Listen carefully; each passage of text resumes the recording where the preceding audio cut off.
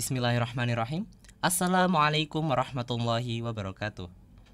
Alhamdulillahirabbil alamin. Assalatu wassalamu ala asyrafil anbiya'i wal mursalin wa ala alihi wa sahbihi ajma'in. Amma ba'du.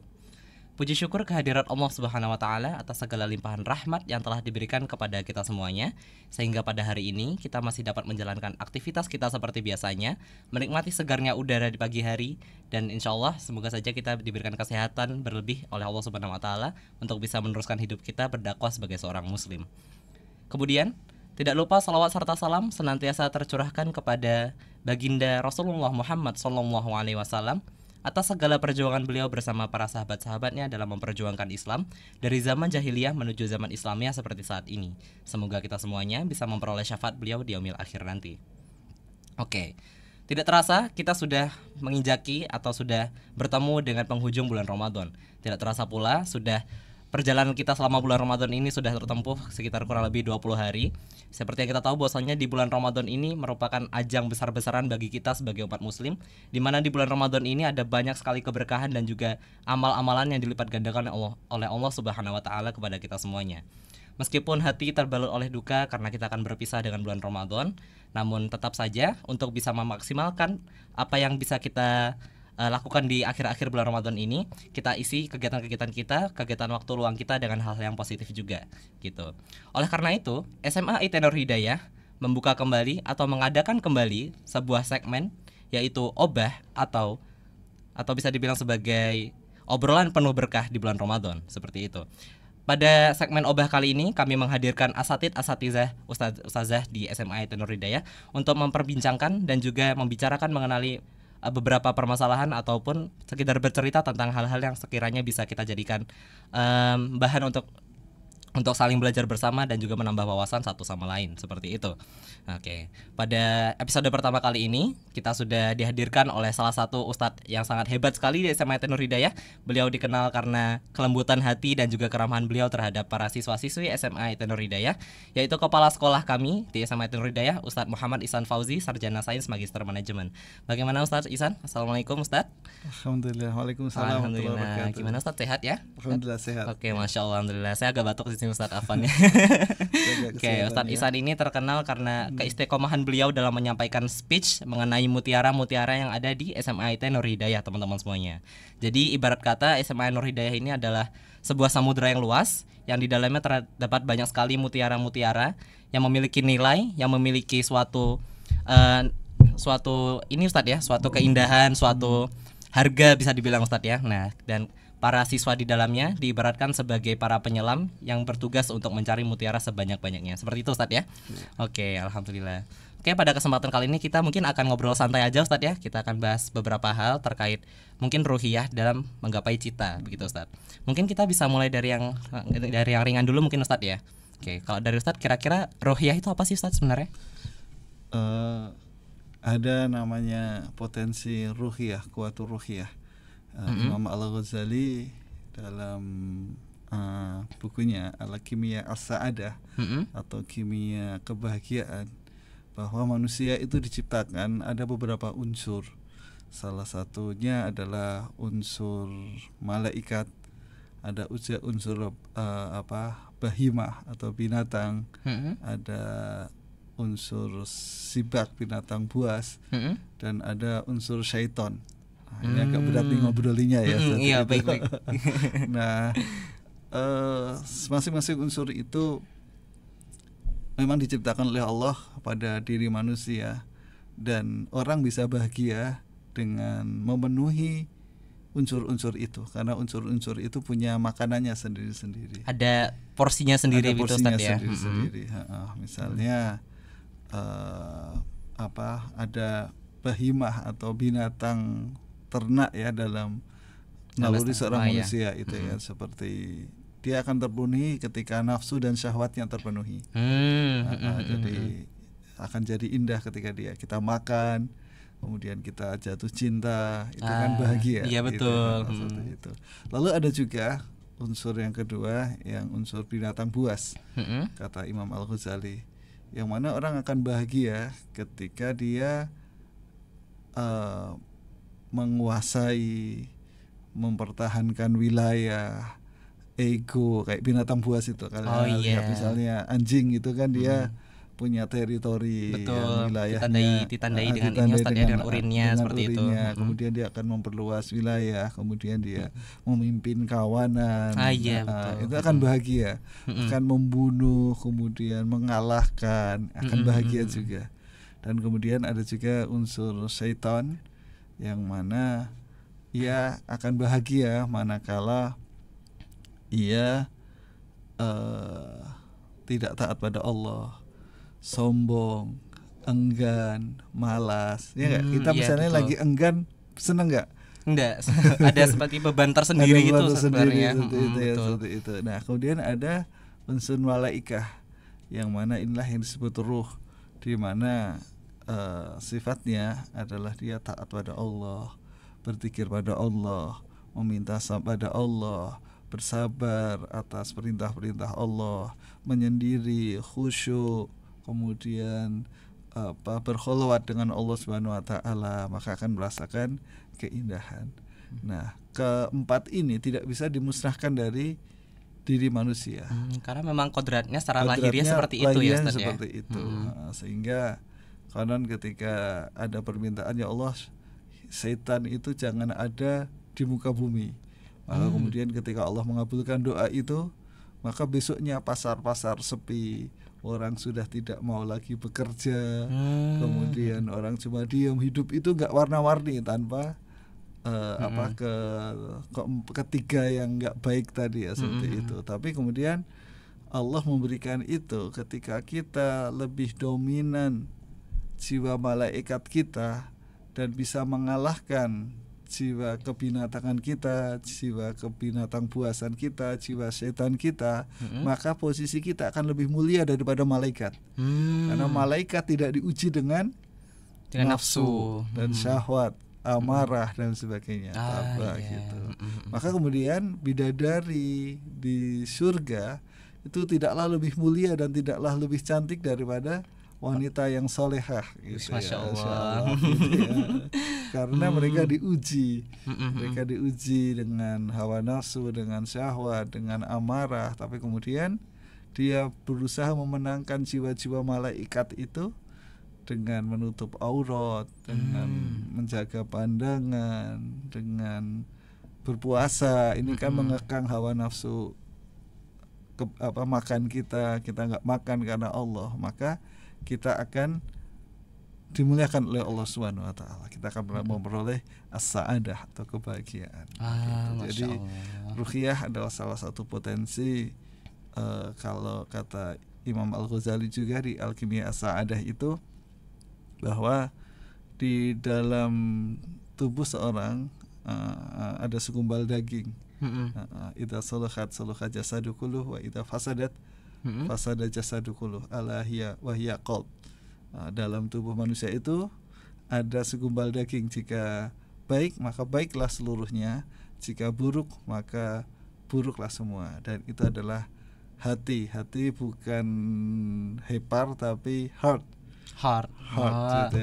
Jadi kabarnya kan gini. Iya, betul. Jantung yang dimana perasaan seorang muslim, zikirnya akan mengalir ke dalam seluruh pembuluh darahnya. Dialah yang memompa kebaikan-kebaikan. Dia akan memompa mood. Ketika misalnya kita lagi marah, itu kan jantung kita berdebar gitu. Tapi ketika kita lagi khusyuk, jantung kita tenang. Dan seluruh badan khusyuk juga, tenang juga. Maka kemudian itu potensi, meskipun ruqyah itu dia dipun potensi maknawiyah, tapi kemudian kita rasakan di qalb, di hati kita itu. Aduh, berat banget nih ngobrolnya. Nyampe enggak nih? Enggak apa-apa. Ini sekarang jadi ilmu buat kita bahas ini. Ini menarik loh, Ustaz. Kayak saya awalnya kan kayak kita mengira tuh suatu nafsu dalam diri manusia tuh condongnya kan negatif selalu ya, Ustaz ya. Kayak misal tadi Ustaz cerita kalau misalnya setan dihapuskan dari muka bumi apa yang terjadi, seperti itu kan. Dan ternyata kalau tidak ada orang yang ke pasar, dan itu kan berarti secara tidak langsung berarti memang manusia pada dasarnya kan harus memiliki nafsu, seperti itu, Ustaz ya. Karena kalau memang hanya berfokus beribadah pada Allah kan tidak ada yang namanya sosialisasi, tidak ada, secara tidak langsung kan seperti itu efeknya mungkin, Ustaz ya. Masya Allah.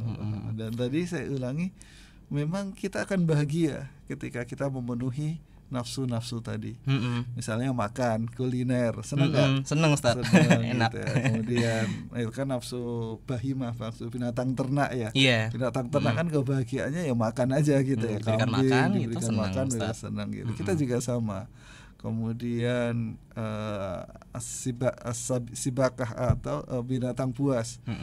Memperluas wilayah, mencapai sesuatu, mengalahkan, berkompetisi, senang nggak? Senang itu Nah, sama gitu seperti itu. Kemudian syaitan itu ya, kita ya narsis, agak sombong dikit gitu kan, selfie itu kan kayak kita, aduh aku cakep ya, gitu kan.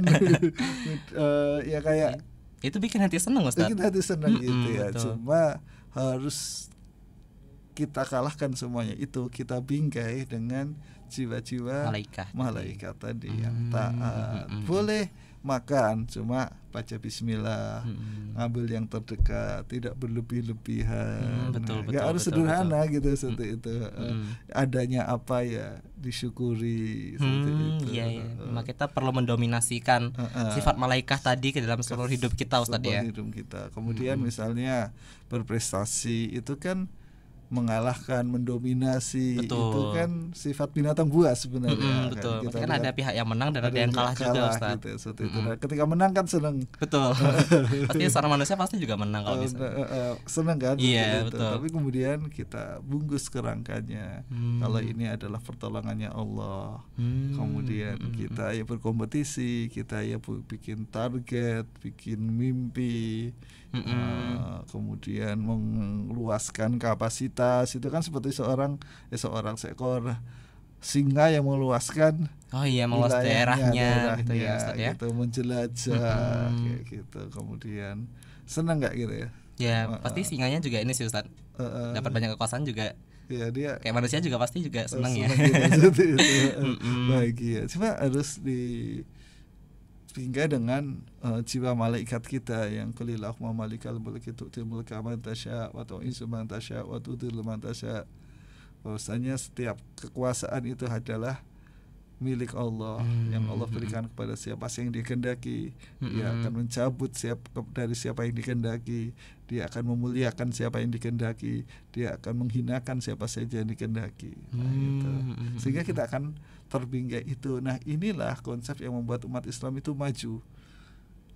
Karena dia akan menikmati hidup, menikmati bekerja keras, menikmati berkarya. Tapi dia tidak stres, tidak tertekan, tidak tertekan kayak gitu. Itu yang sebenarnya kita ajarkan ke murid-murid itu, sehingga misalnya NHV ini kan ya kita seperti mengalahkan sesuatu yang besar gitu. Betul, kita harus mencari Ustaz ya, menyelesaikan berbagai macam problematika di dalamnya. Kita harus menghadapi ini itu Ustaz ya. Banyak sekali resikonya sih Ustaz memang.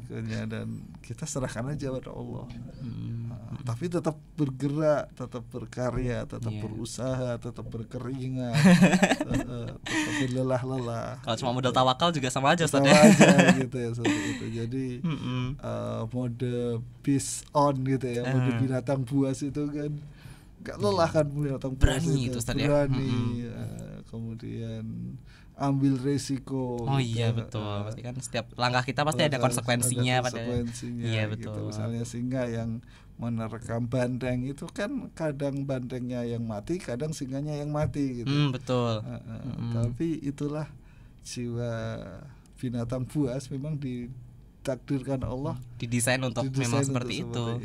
Dan di manusia juga ada gitu lah, yang keberanian, kemudian jihad gitu kan. Dan ruqyah itu tandanya adalah ketenangan Ustaz ya Tuhan nafsul mutmainnah, irji'i ila rabbiki radiyatan mardiyah fadkhuli fi ibadi wadkhuli jannati. Jiwa yang tenang tadilah yang akan kembali ke haribaan Tuhan kita. Dan kata Imam Al-Ghazali, terkadang kita harus menutup pintu khawas itu indera kita. Maksudnya kayak gimana Ustaz? Nah, ini ribet lagi susu. Enggak apa-apa Ustaz, dijelasin aja. Ya. Kita sharing-sharing di sini enggak apa-apa Ustaz. Sharing di sini ya. Jadi misalnya kayak ada katup gitu ya. Jadi ketika kita membuka pintu indera, maka tertutuplah pintu batin. Ketika kita tutup pintu indera, maka terbukalah pintu batin. Maka kemudian ketika sholat, kita tutup semua pintu indera kita, sehingga sehingga pintu batin kita terbuka dan kita terkoneksi dengan Allah Subhanahu wa taala. Kita menghadap Allah. Dan ketika kita membaca tasyahud, kita merasakan kehadiran Rasulullah sallallahu alaihi wasallam. Itulah kenapa ketika ada sahabat yang terkena anak panah tidak merasakan. Karena memang jiwanya sudah terkoneksi dengan Allah, pintu batinnya terbuka dan pintu inderanya tertutup semua gitu. Maka di saat itikaf ini ada saat-saatnya kita menyendiri, mencarabut diri kita dari hiruk pikuk dunia. Kemudian Allah, kita berzikir, kita sebut asma Allah dengan lembut seperti orang yang sedang jatuh cinta, seperti seorang yang sedang menghibah, seperti seorang yang sedang meminta-minta. Dan kemudian kita tutup segera pintu indera kita, kita bermunajat pada Allah, dan itulah yang dinamakan khalwat. Khalwat ya. Kita misalnya nih, maaf istilah khalwat, berkhalwat dengan lawan jenis gitu ya. Itu kan sudah nggak ingat apa-apa. Iya betul. Ingatnya kayak cuma seolah-olah hanya aku dan kamu seperti di dunia ini itu Ustaz ya. Sehingga mudah ketahuan sama kesiswaan. Ya Allah. Dia nggak aware. Indranya tertutup gitu ya, sebetulnya. Tidak memperhatikan situasi yang ada di luar sana gitu. Gitu. Jadi kita belajar tasawuf dengan tadi hanya khalwat dengan Allah, tutup semua pintu indera. Kemudian kita bersolawat atas bimbingan Rasulullah SAW, kita hadirkan Rasulullah SAW, kita ikuti sunnahnya Rasulullah SAW. Dan di 10 hari terakhir ini adalah sebuah energi yang sangat luar biasa. Ketika kita beriktikaf, kita cabut diri kita dari dunia, kita tutup indera kita tutup kesibukan dunia kita leremkan pikiran kita, kemudian kita koneksikan hanya pada Allah Subhanahu wa taala. Nah, itu sehingga kita akan merasakan keterangan jiwa. Nah, ketika kita sudah dekat dengan Allah, maka dalam sebuah diskusi dikatakan bahasanya Allah akan menjadi mata yang membuat kita untuk melihat. Allah akan menjadi telinga yang kita gunakan untuk mendengar. Allah akan menjadi tangan yang kita gunakan untuk berbuat, dan Allah akan menjadi kaki yang kita gunakan untuk melangkah. Artinya semua atas pertolongan Allah. Orang-orang yang dekat dengan Allah, dia punya mata yang bisa melihat, dia punya basiroh, dia punya pendapat yang mungkin tidak bisa digapai dan dipikirkan oleh orang lain. Dia punya telinga pendengaran, yang informasi yang tidak bisa dilihat, tidak bisa didengar dan diketahui oleh orang lain. Dia punya tangan, dia punya aksi yang mustahil dilakukan oleh orang-orang lain. Maka inilah konsep seorang muslim. Kekuatan ruhiyah akan menjadikan dia sangat berprestasi, sangat melakukan pencapaian-pencapaian yang luar biasa.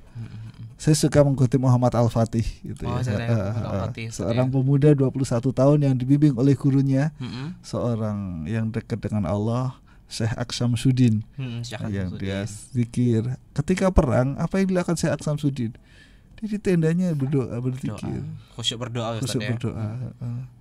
Sehingga dia minta penjaga agar tidak seorang pun yang boleh masuk. Lalu kemudian Muhammad Al-Fatih saat itu peperangan berkecamuk dan seolah-olah menemui jalan buntu. Karena benteng Konstantinopel ini adalah benteng yang 1000 tahun tidak pernah takluk kecuali dari dalam, intrik-intrik dari dalam.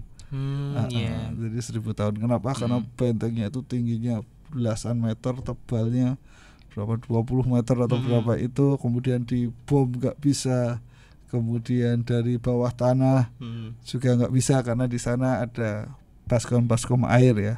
Sehingga ketika ada yang menggali di bawahnya kan ada airnya, getaran gitu ya, sensor getarannya di situ, sehingga tinggal dicari di lubang mana akan muncul, kemudian tinggal dikasih api, meninggal lah semua. Kemudian dari laut juga nggak bisa karena ada rantai yang sangat besar.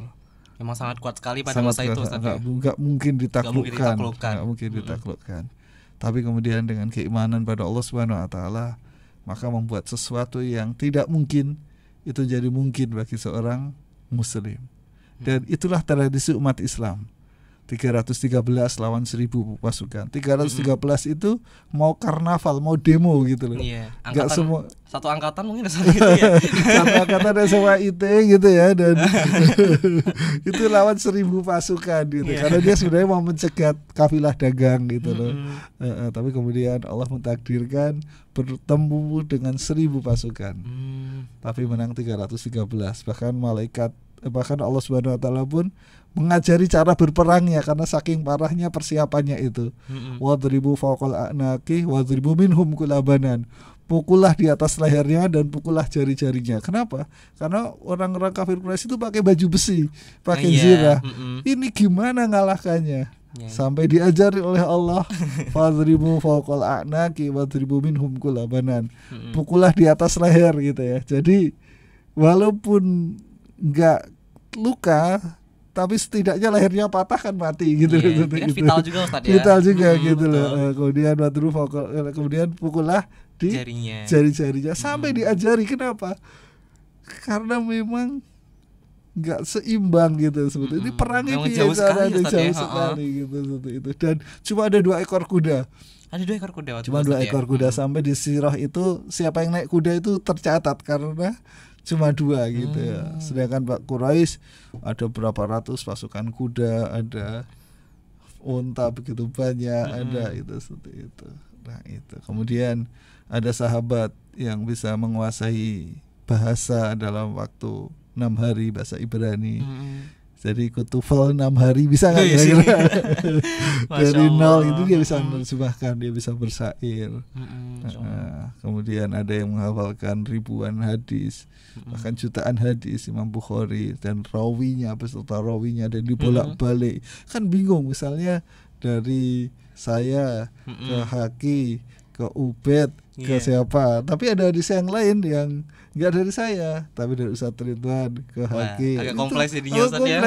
Rumit kan gitu seperti itu. Masya Allah, orang zaman dulu itu memang ini Ustaz ya. Iya, sekarang itu. Kenapa? Karena rahasianya tadi dia bukan cuma menggunakan potensi dirinya, tetapi kemudian Allah yang menjadi mata yang dia gunakan untuk melihat.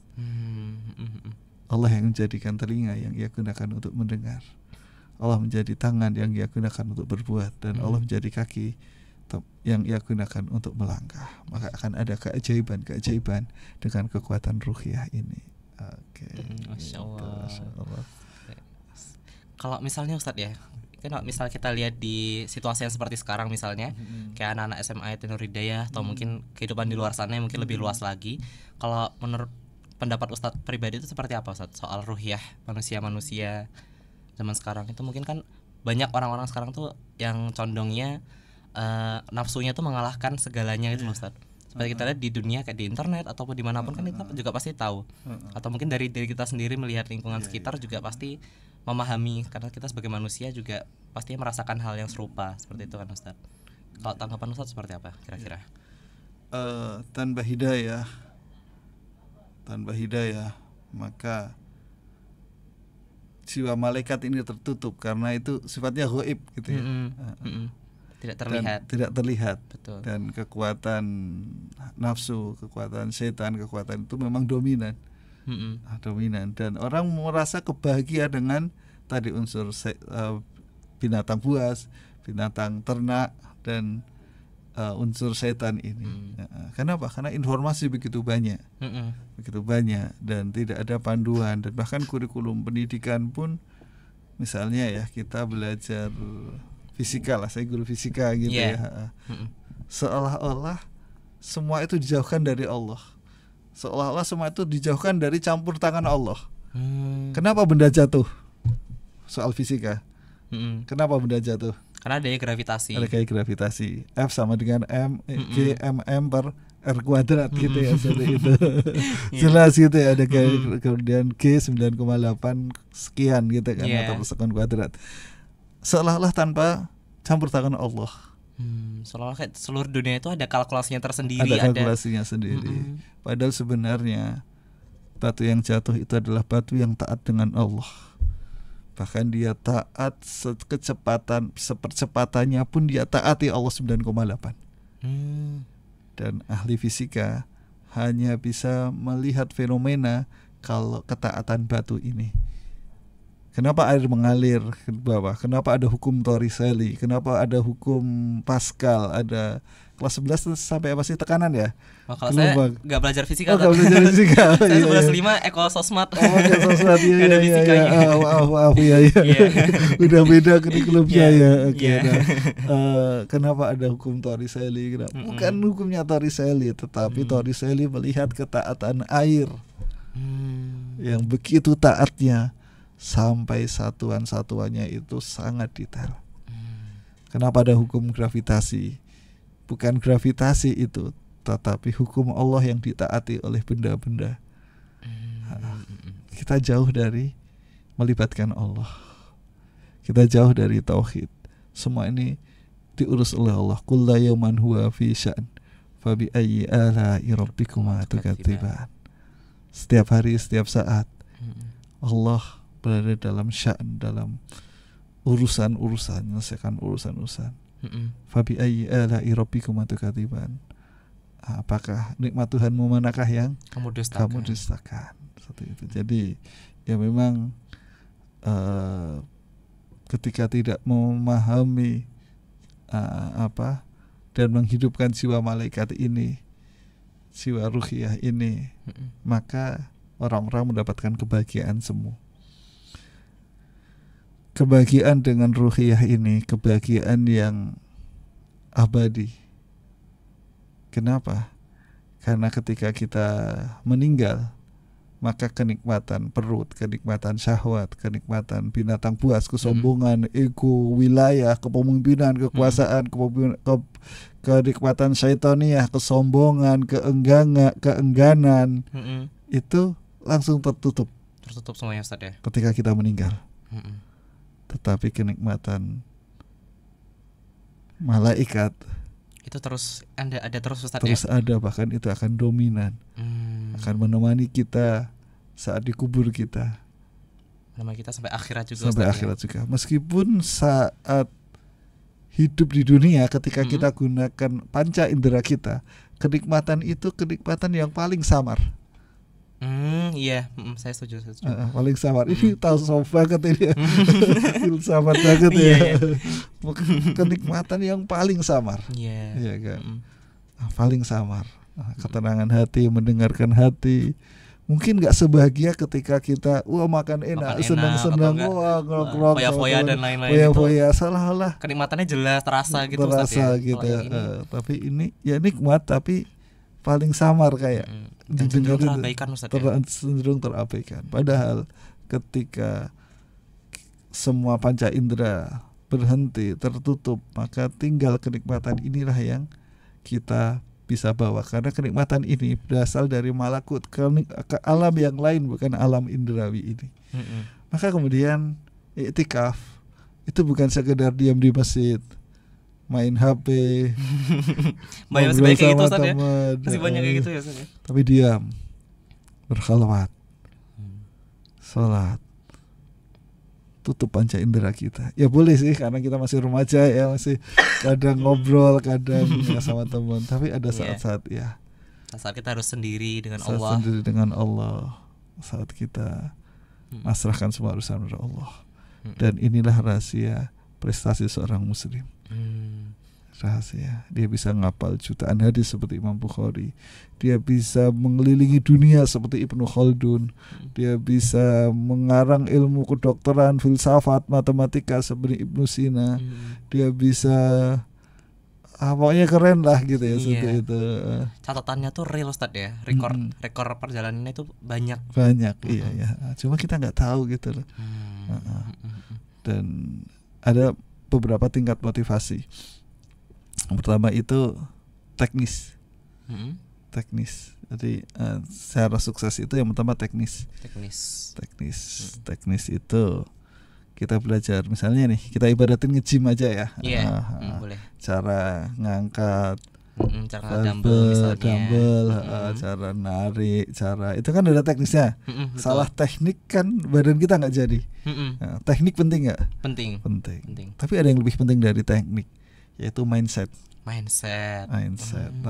Jadi ketika kita nggak punya mindset, akan jenuh untuk melaksanakan teknik-teknik itu. Akan jenuh. Jadi ternyata ketika kamu mau bisa apa saja, pertama kuasai tekniknya. Yang kedua, kamu harus punya mindset untuk bisa mencapai itu. Misalnya kayak aku pengen six pack nih, gitu. Berarti kan saya harus melakukan sesuatu untuk bisa six pack. Kamu bayangin, gitu ya. Kamu visualisasikan. Makanya kan di gym kan ada kaca. Iya. Buat kita bisa lihat, walaupun kita nggak boleh buka baju gitu ya. Tapi itu sebenarnya saya ngasih contoh biar mudah aja gitu ya, seperti itu. Wah, ini bayangkan dulu aja badanmu bagus apa, setegap apa, kemudian seperti apa, kan dibayangin dulu, itu mindset. Nah, sehingga ketika kita punya mindset, kita bisa melakukan sesuatu lebih dari upaya maksimal kita. Jadi oke, aku mau kok menempuh jalan berat ini. NHV misalnya, teknik pentingnya nggak? Gimana betul. Marketing, gimana skill ini negosiasi, gimana macam-macam lah gitu ya, banyak, ya. Yang penting mindset lagi. Oke, NHV akan dapat ratusan juta. Oke, NHV bisa datengin artis nasional atau pembicara nasional. Oke, bayangin semuanya harus bervibrasi itu semuanya. Ketika sama SNBP, SNBT itu sebenarnya mindset juga gitu loh. Skor anak pintar itu bukan anak yang rajin belajar, tapi yang punya mindset. Anak pintar. Kamu bisa nyelesaikan hafalan Quran kalau kamu punya mindset nyelesain. Bahkan anak cakep itu dia berpikir kalau dia cakep. Jadi kayak dari mindset itu timbul kepercayaan diri secara otomatis, Ustaz ya. Kepercayaan diri, kemudian sel-sel tubuh kita akan menyesuaikan seperti yang kita perintahkan. Seperti itu. Dan kalau kamu mau menguasai sesuatu, kuasai teknik. Dari tekniknya. Kalau kamu mau menghebat, kuasai mindsetnya. Kalau kamu mendapatkan keajaiban, kuasai keimanan. Di wilayah keimanan itulah akan muncul keajaiban. Maka Islam adalah agamanya orang-orang yang ajaib, yang ia melakukan sesuatu yang jauh lebih besar daripada nalar manusia. Itu yang kita ajarkan kepada kalian. Qul qouli hadza wastaghfirullahaladzim. Wassalamualaikum warahmatullahi wabarakatuh. Waalaikumsalam warahmatullahi wabarakatuh. Masya Allah, tadi sudah ada beberapa penyampaian dari Ustadz Ihsan yang sangat wow sekali, sangat mind blowing sekali. Mungkin ada beberapa hal yang kita tangkap merupakan suatu hal yang ini maksudnya kayak seperti apa ya? Atau mungkin kita berpikir kayak kok kayaknya aku udah pernah mengetahui hal kayak gini. Nah, tapi teman-teman semuanya, kita jadikan ini tuh sebagai suatu hal yang bisa menambah berkah kita, dan juga sebagai ibarat kata sebagai reminder bagi kita semuanya bahwasanya diri kita itu perlu adanya ruhiyah dalam diri kita, Ustaz, ya, betul ya? Perlu adanya ketenangan jiwa dalam diri kita. Kita harus selalu mengingat Allah pada segala situasi juga. Kita harus berserah diri pada Allah untuk apapun yang akan kita tempuh dalam hidup kita, langkah apapun yang akan kita ambil ke depannya, terus dan pokoknya seluruh aspek kehidupan yang akan kita temui di masa depan nanti gitu. Kita libatkan Allah pada setiap langkah kita, terutama sekarang sudah menginjak malam ke-10 Ramadan juga, Ustaz ya. Ini udah malam 10 malam terakhir, Ustaz ya. Ya udah 10 malam terakhir Ramadan juga, harapannya untuk kita semuanya bisa lebih dekat dengan Allah melalui iktikaf, atau mungkin dari kegiatan-kegiatan sehari-hari kita libatkan Allah lebih intens lagi. Kita lakukan amal-amal ibadah, amal-amal yaumiyah dengan penuh semangat lagi, dengan penuh konsentrasi dan juga penuh kekhusyuan, agar kita semoga saja bisa berinteraksi dengan Allah, Ustaz ya, bisa berkhalwat dengan Allah, sehingga kehidupan kita bisa lebih dipermudah oleh Allah Subhanahu wa taala. Mungkin kalau kita mengincar sesuatu itu secara belak-belakan, atau mungkin kita mengincar hal yang sifatnya duniawi misalnya. Nah, karena mungkin niat kita mungkin ada sedikit kekeliruan dalam niat kita, bisa jadi itu menjadi salah satu faktor yang menghambat kemajuan atau mungkin progres dalam hidup kita. Jadi apabila kalian semuanya memiliki mindset atau mungkin inisiatif untuk bisa kholwat dengan Allah, maka teman-teman semuanya juga jangan lupakan kehidupan kita di masa depan nanti, yaitu akhirat, teman-teman semuanya. Jadi satu pesan yang mungkin bisa disampaikan, bahwasanya kita sebagai umat muslim, kita sebagai umatnya Nabi Muhammad SAW perlu memiliki ruhiyah dalam jiwa kita, perlu memiliki ruhiyah dalam diri kita. Agar apa? Agar selain kita memiliki ketenangan dalam hati, kita bisa melalui ketenangan tersebut kita bisa melakukan banyak hal secara lebih optimal, melakukan segala hal dengan lebih profesional, melakukan segala hal yang insya Allah bisa mempermudah kita dalam dunia, dan kemudian dari hal-hal tersebut bisa membantu kita untuk bisa sukses di akhirat juga, seperti itu. Betul Ustadz ya? Setuju Ustadz ya? Betul. Oke, mungkin itu saja Ustadz, mungkin untuk podcast pada, atau mungkin lebih ngobrol Ustadz ya, lebih ke arah ngobrol daripada podcast. Ya mungkin segitu saja yang mungkin bisa kita dapatkan dari Ustadz Ihsan. Masya Allah, beliau sudah menyempatkan waktunya, ini sangat luar biasa sekali. Ini kebetulan waktu hari ini ada agenda SBQ Ustadz ya, Ustazah Ustadz ini. Jadi kita teguhkan niat kita sekali lagi, kita maksimalkan diri kita untuk dapat beribadah kepada Allah Subhanahu wa taala. Akhir kata, apabila ada salah dan kata mohon dimaafkan. Saya sebagai host pamit undur diri. Assalamualaikum warahmatullahi wabarakatuh. Waalaikumsalam warahmatullahi wabarakatuh. Terima kasih ya. Insyaallah Ustaz.